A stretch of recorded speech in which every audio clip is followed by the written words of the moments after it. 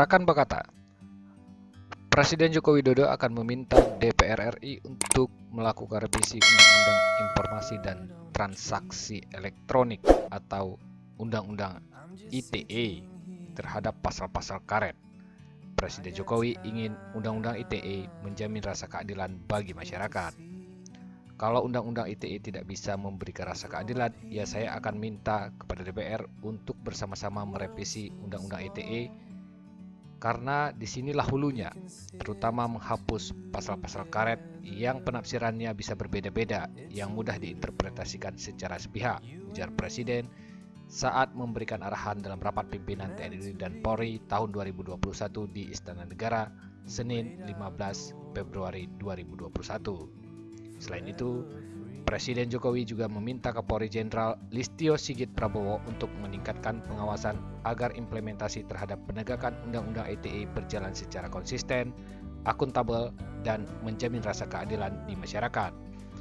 Undang-Undang ITE, tegas Jokowi, harus sesuai semangat awal untuk menjaga ruang digital Indonesia bersih, sehat, beretika, dan produktif. Negara kita adalah negara hukum yang harus menjalankan hukum yang seadil-adilnya, melindungi kepentingan yang lebih luas dan sekaligus menjamin rasa keadilan masyarakat. Sebelumnya, Jokowi meminta masyarakat untuk mengkritik dirinya agar pembangunan lebih baik ke depan. Pernyataan itu direspon berbagai pihak di Indonesia, dari aktivis, dosen, hingga mantan wakil presiden Yusuf Kala. Yusuf Kala mempertanyakan bagaimana cara mengkritik presiden agar tidak dipanggil oleh polisi. Respon itu pula yang dilakukan oleh Jokowi saat memimpin rapat pimpinan TNI dan Polri tahun 2021 di Istana Negara. Berikut petikan lengkap pernyataan Jokowi. Ini saya lihat semakin banyak warga masyarakat yang saling melaporkan. Ada proses hukum yang dianggap kurang memenuhi rasa keadilan. Tetapi memang pelapor itu ada rujukan hukumnya. Ini repotnya di sini. Antara lain Undang-Undang ITE. Saya paham Undang-Undang ITE ini semangatnya adalah untuk menjaga ruang digital Indonesia agar bersih, agar sehat, agar beretika, dan agar bisa dimanfaatkan secara produktif. Tetapi implementasinya, pelaksanaannya, jangan justru menimbulkan rasa ketidakadilan.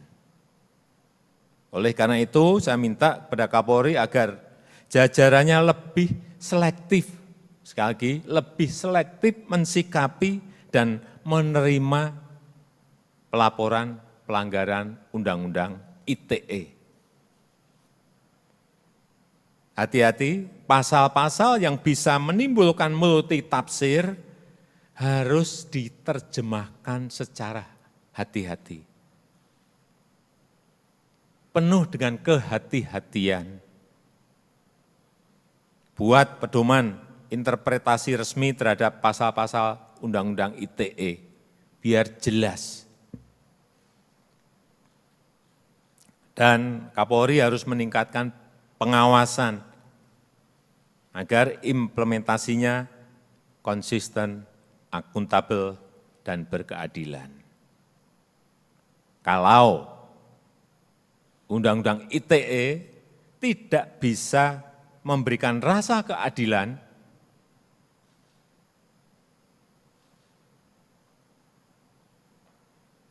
ya, saya akan minta kepada DPR untuk bersama-sama merevisi undang-undang ini, Undang-Undang ITE ini. Karena disinilah hulunya. Hulunya ada di sini. Revisi.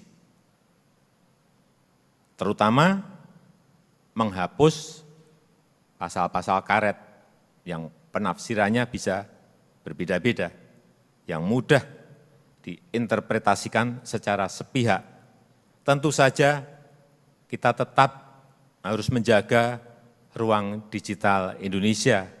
Sekali lagi, agar bersih, agar sehat, agar beretika, agar penuh dengan sopan santun, agar penuh dengan tata krama, dan juga Berharap agar produktif. undang-undang ini bisa memberi rasa keadilan pada masyarakat. Dari Jakarta, tim Bakataon TV melaporkan.